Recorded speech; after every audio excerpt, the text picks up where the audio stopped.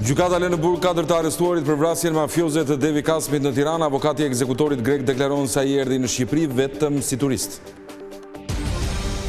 Edmond Acenasto në verifikim për ndërtimin e autostradës Tiranë-Elbasan. Krimet e rënda konfirmojnë shqyrtimin e praktikave të tenderimit. Ndizet drita jeshile për rrugën e Arbërit, firmoset kontrata për veprën që do të kushtoj 240 milion euro. Punimet nisin këtë vit dhe përfundojnë pas 3 vjetësh.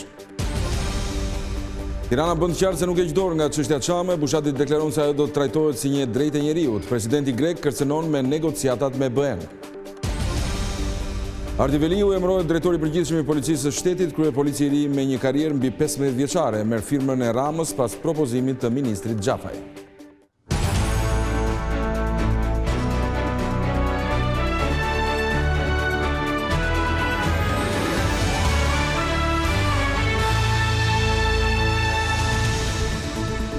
Të nderuar zonja dhe zotëri mbi mbrëma, mirë se erdhët në edicionin qendror të lajmeve këtu në Vizion Plus. Gjykata la sot në burg 4 të arrestuarit për vrasjen mafioze të Devi Kasmit në Tiranë. Të gjithë akuzuarit mohuan të jenë përfshirë në krimin e rënd, por prokuroria paraqiti prova për implikimin e tyre.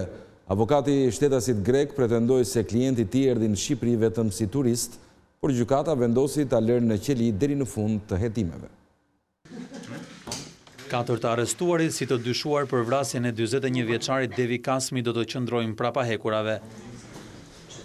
Dhoma penale e gjykatës së Tiranës caktoi masat e arrestit me burg për ekzekutorin e dyshuar grekun Eftimios Eftimiu, si dhe për 3 anëtarët e tjerë të grupit, të cilët sipas prokurorisë krijuan kushtet e nevojshme për ekzekutimin mafios të Kasmit. Por para gjykatës të arrestuarit mohuan akuzat, ndërsa i dyshuari si ekzekutor ish antari i forcave speciale të policisë greke Eftimios Eftimiu ofroi dhe garanci pasurore, por kjo nuk e bindi gjykatën, e cila në vendimin e saj përfundimtar i la të gjithë në burg.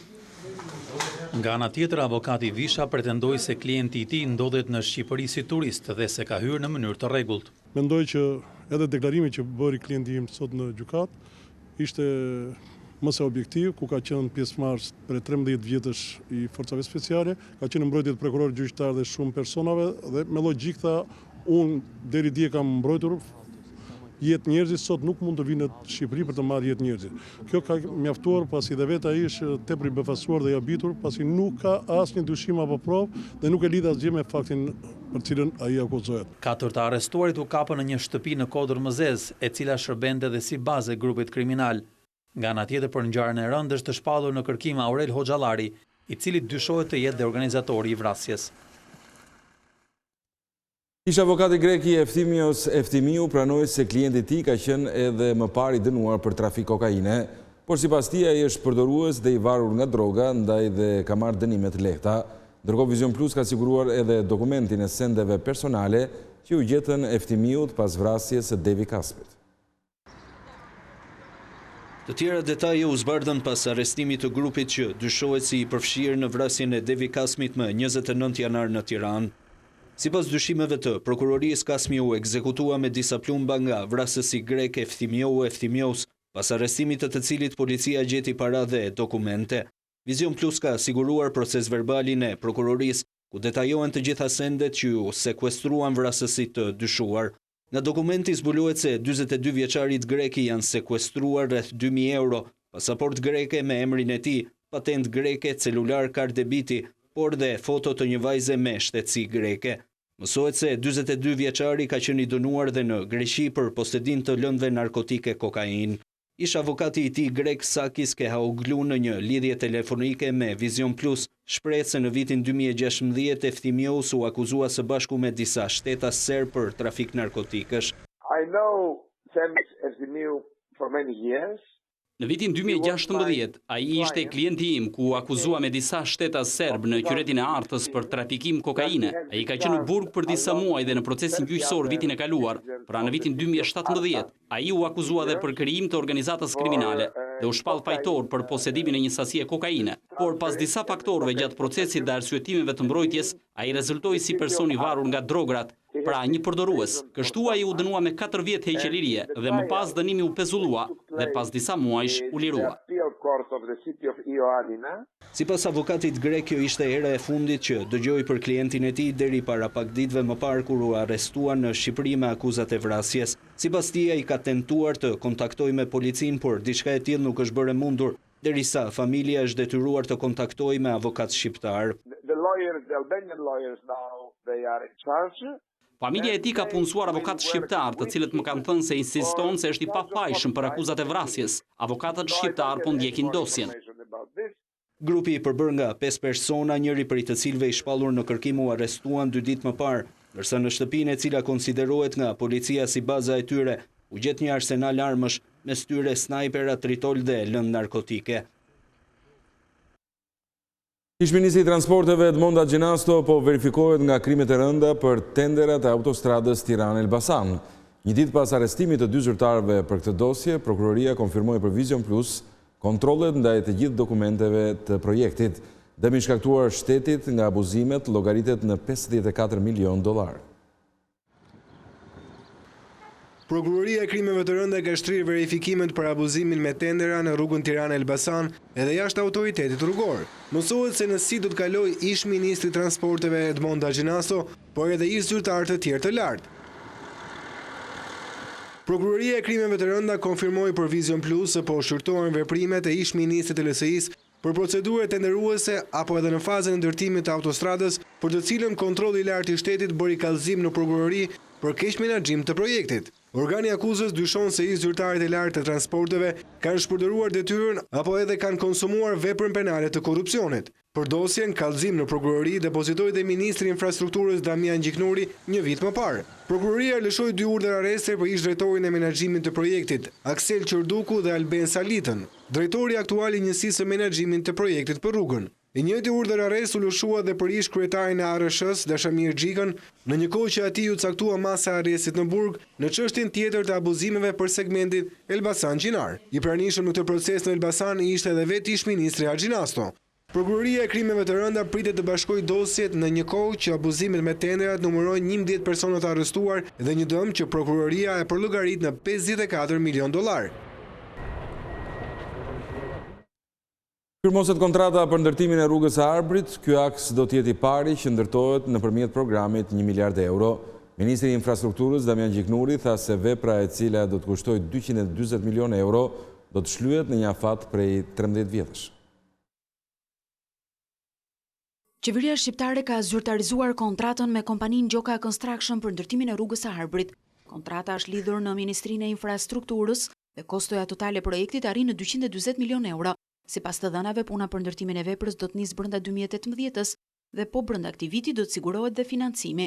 Pas një procedure gjatë konkurrimi, por dhe negocimi intensiv të kontratës, ne bëm të mundur realizimin, finalizimin e një kontrate. Jemi shumë të bindur që shoqëria, edhe nga diskutimet, edhe nga ato që na prezantoi gjatë negociatave të kontratës, i ka marrë të gjitha masat që brenda afateve të parashikuar në kontratë dhe besoj brenda këtij viti do të realizohet gjithë pjesa e financimit dhe fillimi i punimeve të rrugës. Kjo është vepra e parë publike që do të ndërtohet nëpërmjet programit €1 miliard. Edhe pse ministria nuk jep të dhëna se si do të funksionojë kjo skem, ministri Gjiknuri thot vetëm se kompania do të ndërtojë vetë rrugën, ndërsa shteti do ta shlyejë për 13 vite rresht. Është një vepër që do të kushtoj €240 milion dhe në këtë kontratë ne kemi parashikuar që shteti do të marrë përsipër të likuidoj kontraktorin brenda një periudhe 13 vjeçare dhe kontraktori do të marrë përsipër ta ndërtojë atë në fillim me shpenzimet e tij dhe mirëmbajtjen e kësaj rruge për gjithë periudhën e koncesionit. Sipas relacionit shoqërues të projektligjit, thuhet se janë rreth €60 milion që do të përdoren nga buxheti i shtetit në 4 vitet e para të ndërtimit të kësaj vepre, e cila në total ka një gjatësi prej 69 kilometrash. Ndërkohë, në bazë të një studimi të kryer, pagesa për qarkullimin e automjeteve do të arrijë deri në €4 për makinë. Ardi Veliu emërohet drejtori përgjithshëm i policisë së shtetit. I shkreu i policisë së Tiranës mori firmën e kryeministrit Edi Rama pas propozimit e emrit të tij nga ministri i brendshëm Fatmir Gjafaj. Pak ditë më parë, Ardi Veliu mori pikët maksimale në konkursin që u zhvillua në Akademinë e Sigurisë për gradën drejtues i parë.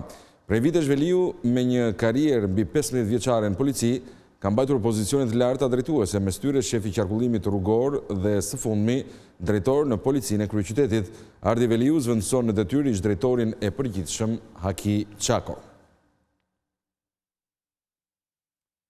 Tirana zyrtare nuk ndryshon qëndrim për Çamërinë. Ministri i Jashtëm Ditmir Bushati deklaroi gjatë një bashkëbisedimi me të rinjt se ajo duhet trajtuar në kuadrin e të drejtave të njeriut, ndërsa pretendimet se Shqipëria po i fal det Greqisë, Bushati i quajti thjesht spekulime.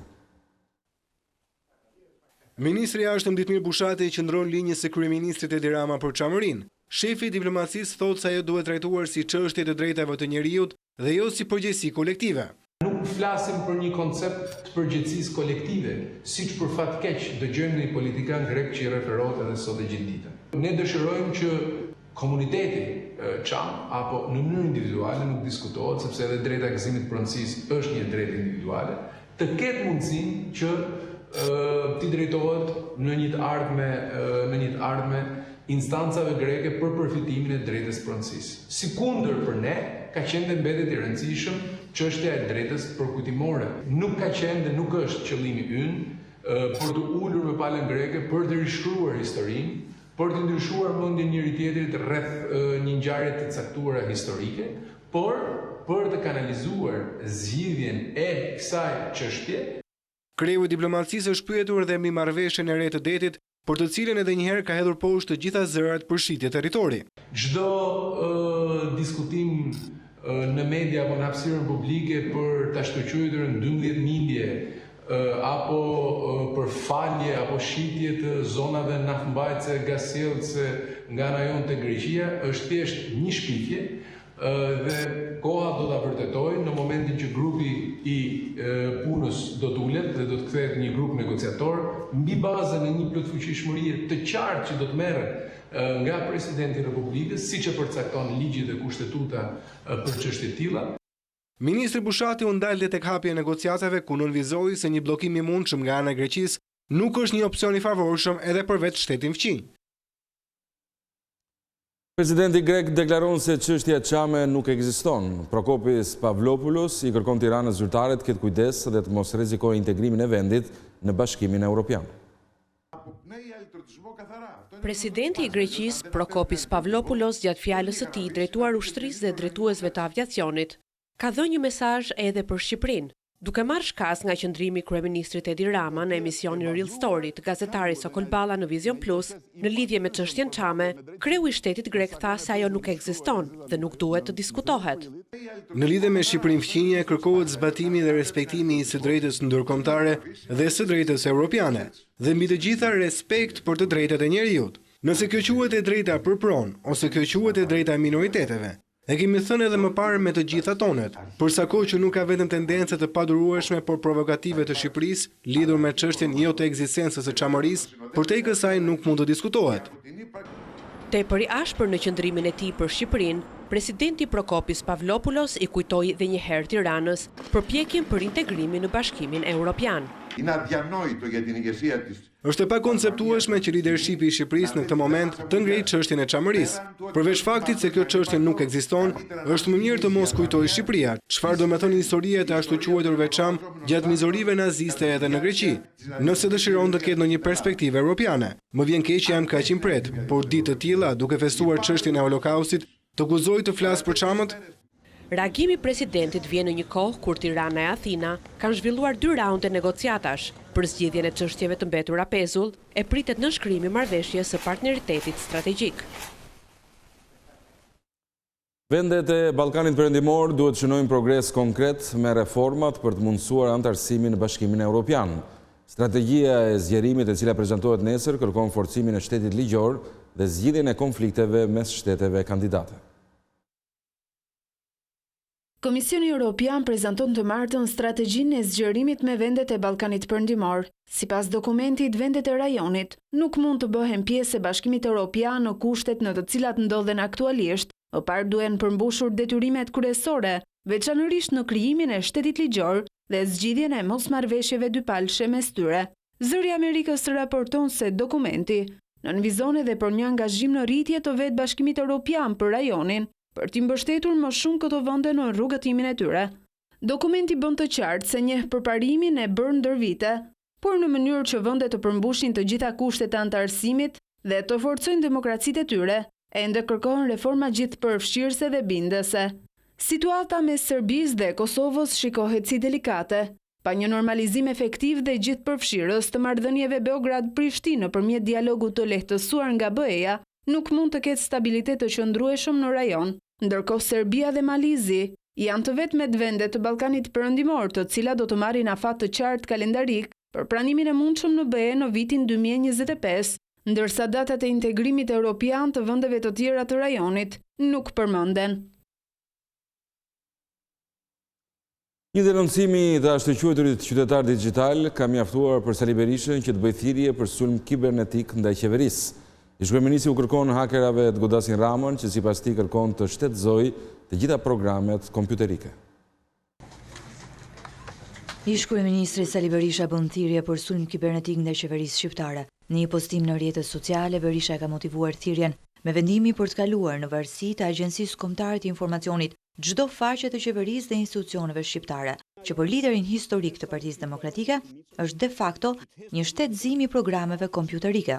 Me këtë rast u bë thirrje hakerave shqiptar dhe të huaj të ndërmarrin me urgjencë një sulm të përgjithshëm për shkatrimin përfundimtar të sistemeve të këtij narko-kryeministri që nuk njeh ligje, norma apo standarde dhe do të shtetëzojnë në mënyrë banditeske kodet e programeve duke shkelur çdo të drejtë autori, pronësie intelektuale teknologjike. Berisha ka bashkangjitur këtij postimi dhe denoncimin e qytetarit digjital për rolin dhe kompetencat që janë të nagjësisë me vendim qeverie në 22 nëntorin e vitit kaluar. Sulmi i hakerave ndaj faqes zyrtare të qeverisë shqiptare nuk është një fenomen i ri. Rasti i fundit ishte ai i shtatorit të 2014-s, kur faqja e kryeministrisë rapre e sulmit kibernetik. Nisin hetimet për pallatin që rrezikon shembje në Gjirokastër, verifikim lejeve të dhëna nga bashkia si dhe kritereve që kanë ndjekur firma private gjatë punës. Vizitë historike e presidentit Recep Tayyip Erdogan në Vatikan, lideri turk shtrëngon duart me papën, në fokus kriza në lindjen e mesme dhe terrorizmi.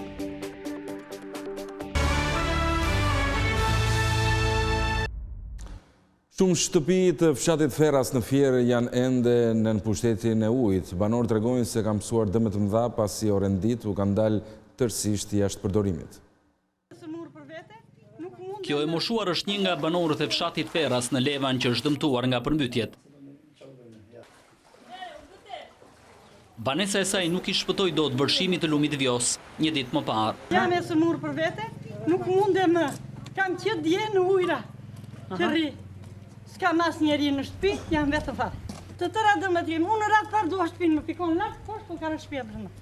Nuk dua asnjë gjë tjetër, më asnjë gjë vetëm shtëpinë dua. Gjithçka është mbuluar nga uji dhe riparimi i dëmeve duket i vështirë. Pjesa më e madhe e fshatit Ferras është nën pushtetin e ujit. Banorët tonë se ende nuk e kanë marrë veten nga përmbytjet e fund vitit të kaluar. Tek shtëpia ime me fjalë kuzhina iku. Pavarësisht se çka ka bërë shembjet e llaçës u vatime më the thash, po amortizohet shtëpia. Po ta shikosh është akoma shtëpia e patharë që nga radhë e parë. E zuri dhe kjo e dyta, edhe unë dal kështu tash. Me dopjo jek në dorë. Po siç e shikoni ja, çdo dëm të tëra të prishura, me shtëpi, me të gjitha. Kam ndonjë për jashtë, më lart solet kam ndonjë. Po fut aty e ka një 40 pont. Se si, të gjitha me frigorifere, me bufe, çana të tëra. Deri tani nga verifikimi në terren, rezulton se janë evidentuar 108 banesa të përmbytura. Gjatë 48 orëve u evakuan 8 familje që rrezikoheshin nga vërshimi i ujit. Pallati i mbuluar nga Balta në Gjirokastër është braktisur nga banorët, ndërsa policia e ka rrethuar atë për të verifikuar kriteret e ndërtimit. Autoritetet konfirmuan nisjen e hetimeve për të parë nëse punimet kanë marrë parasysh studimin gjeologjik të zonës. Prokuroria dhe policia do të kryejnë një hetim të plot të ndërtimit të objekteve në lagjen Kodra e Shtufit në Gjirokastër. Në pyetje do të merren përfaqësues të kompanisë që kanë ngritur pallatet në këtë zonë.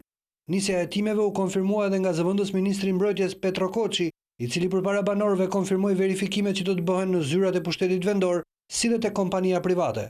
Koçi tha se të gjithë ata që kanë shmangur kriteret teknike dhe ligjore gjatë ndërtimit të objekteve do të mbajnë përgjegjësi.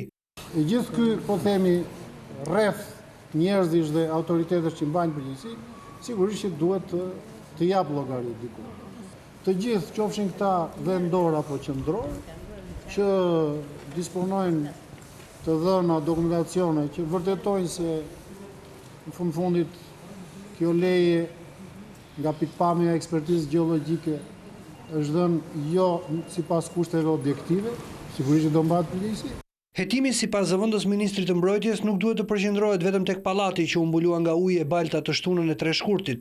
Kontrolli duhet të shtrihet edhe tek të gjithë objektet në kodrën e shtufit, e cila dikur ka qenë e pyllëzuar me pisha, por pas viteve 90 pemët u pren e në vend të tyre u ngritën pallatet. Përzgjidhen me short 10 emrat që do të jenë pjesë e Këshillit të Lartë së Gjyqësor dhe atij të Prokurorisë. Opozita nuk dha konsensus as këtë herë, ndërkohë që lista me kandidatët pritet kalojë te njëjtë në seancën parlamentare. Parlamenti ka mbyllur procedurën për zgjedhjen e anëtarëve të 2 për institucioneve më të rëndësishme që ngrihen në kuadër të reformës në drejtësi. Gent Ibrahimi. Në mungesë të konsensusit më short janë përzgjedhur 10 anëtarë të Këshillit të Lartë Gjyqësor e Këshillit të Lartë të Prokurorisë. E këta 10 emra do të jenë pjesë e këtyre 2 institucioneve për 5 vite të ardhshme, pasi lista miratohet automatikisht në seancën plenare të ditës së njëjtë. Do të kishim dashur që në fillim si shumicë që përzgjedhja e këtyre kandidatëve të kishte kaluar nëpërmjet një dakordësie politike dhe me opozitën, por qëndrimet politike janë qarta. Por për gjatë 3 javëve, opozita ka paraqitur vërejtje për të gjithë këta kandidatë. 2 prej tyre janë skualifikuar nga operacioni ndërkombëtar i monitorimit. Ka persona që sipas PD-s kanë marrë pjesë në gjyqe politike, që nuk plotësojnë kriterin e eksperiencës apo që nuk kanë paguar tatimet. Por denoncimet e opozitës quajnë vetëm në largimin e 2 kandidatëve, Altin Hazizaj për shkak të dekriminalizimit e Kozmajano, i cili ende po verifikohet nga autoriteti për akuzat e Partisë Demokratike si bashkëpunëtor i sigurimit të shtetit. 2 organet më të larta të Këshillit Lartë Gjyqësor dhe Këshillit Lartë të Prokurorisë i kanë sot themelet të vendosura në antikushtetueshmëri, në thyrje të konsensusit politik, në një anshmëri politike të personave të përzgjedhur. E pavarësisht qëndrimit të opozitës në këtë raund të tretë, për miratimin e listës mjaftojnë vetëm votat e mazhorancës. Pas të njëjtës, 10 anëtarë të Këshillit të Lartë Gjyqësor e Këshillit të Lartë të Prokurorisë do të presin derisa të zgjidhen kolegët e tyre nga gjyqësori e prokuroria para se të nisin punë. Kandidatët për këto institucione janë shpallur që në janarin e vitit kaluar, por janë ende në pritje të përfundimit të procesit të vetingut para si të nështrohen votimit të gjyqtarëve e të prokurorëve. Një aksident tragjik ndodhi këtë të hënë në zonën e metalurgjikut në Elbasan. Makina mori përpara kalimtarët duke shkaktuar vdekjen e një gruaje dhe duke lënë 2 të plagosur. Drejtuesi i mjetit i cili u arrestua ishte në gjendje të dehur.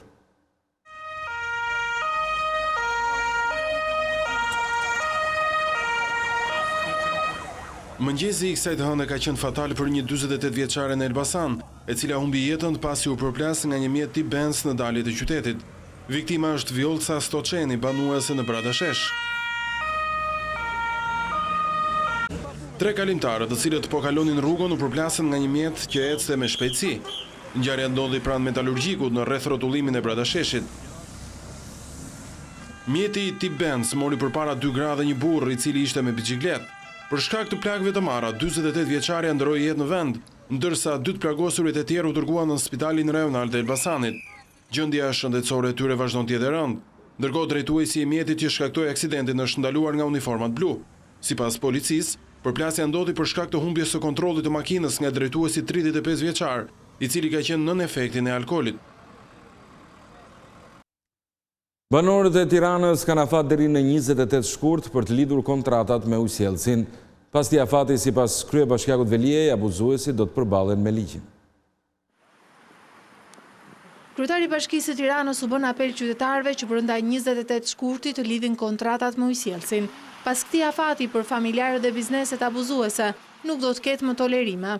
Se Bashkia e Tiranës është renditur e para në mbështetje të nismës së kryeministrit për të menaxhuar gjithashtu sektorin e ujit, ashtu siç u bë me sektorin e energjisë elektrike. Unë e kuptoj, asnjë njeri nuk do të shikojë dikë që arrestohet. Asnjë nuk i jep kënaqësi të shikojë dikë që çuhet me pranga në komisariat. Askush. Ama po ashtu nuk është fare bukur që një që ka një hotel me 5 yje nuk paguan ujin.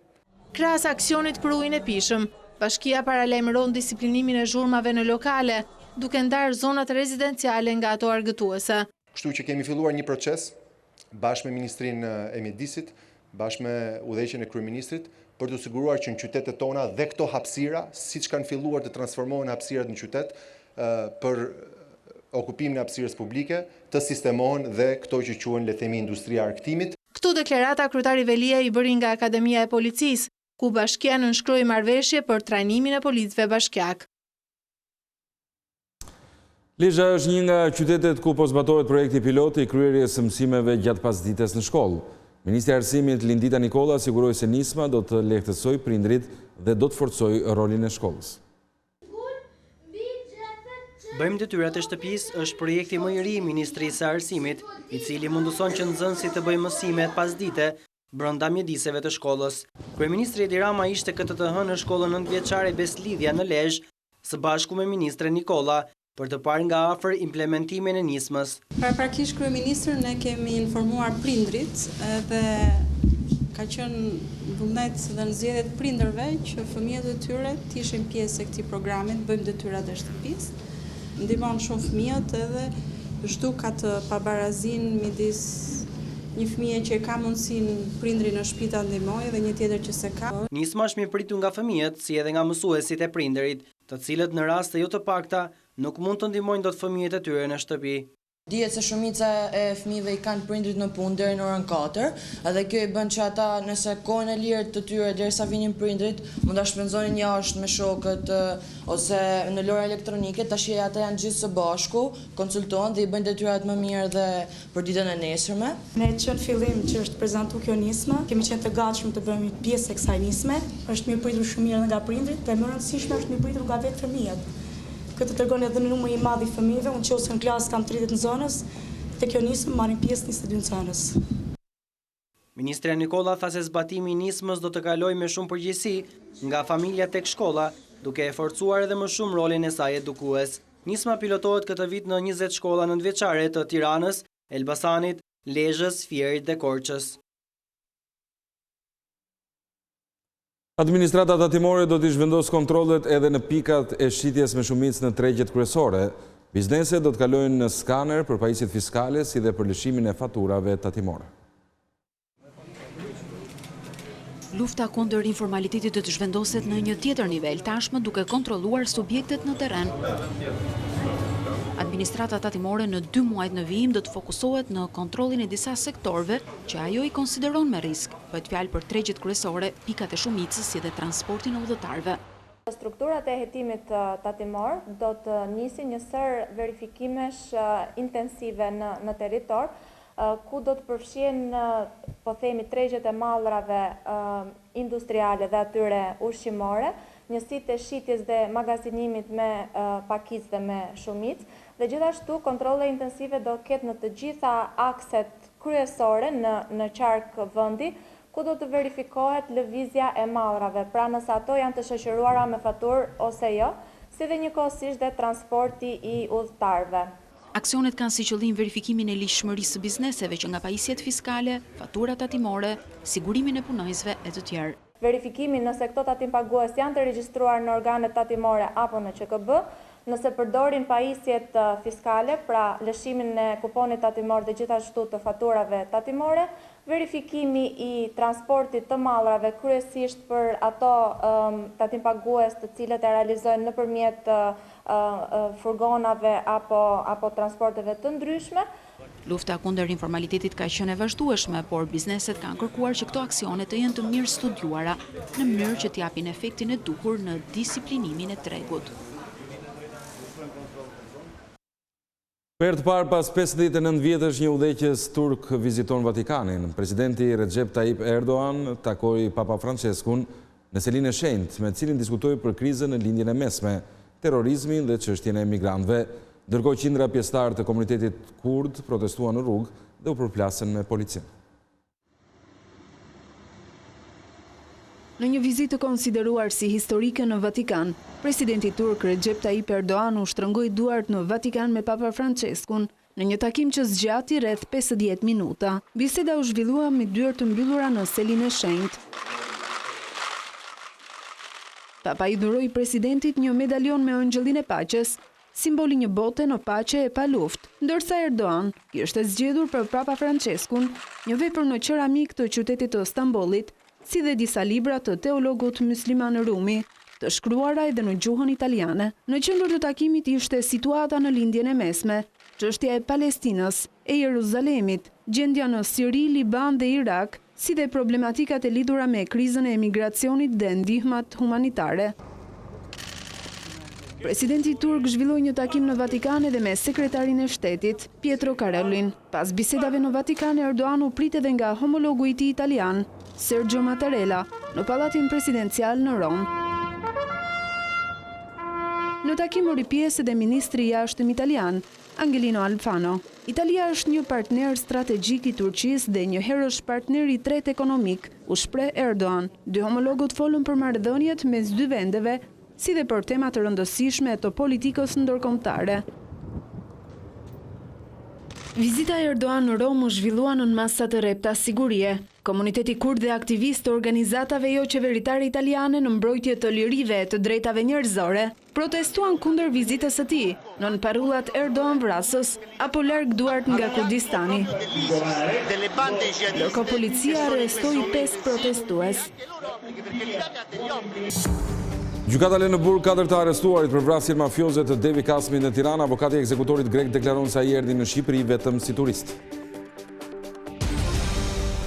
Edmonda Gjenasto në verifikim për ndërtimin e autostradës Tiranë-Elbasan, krimet e rënda konfirmojnë shqyrtimin e praktikave të tenderimit. Ndize drita e Shile për rrugën e Arbrit firmoset kontrata për veprën që do të kushtoj 240 milion euro. Punimet nisin këtë vit dhe përfundojnë pas 3 vjetësh. Tirana bën qartë se nuk e dorë nga çështja Çame. Bushati deklaron se ajo do të trajtohet si një drejtë e njeriut. Presidenti grek kërcënon me negociatat me BE-n.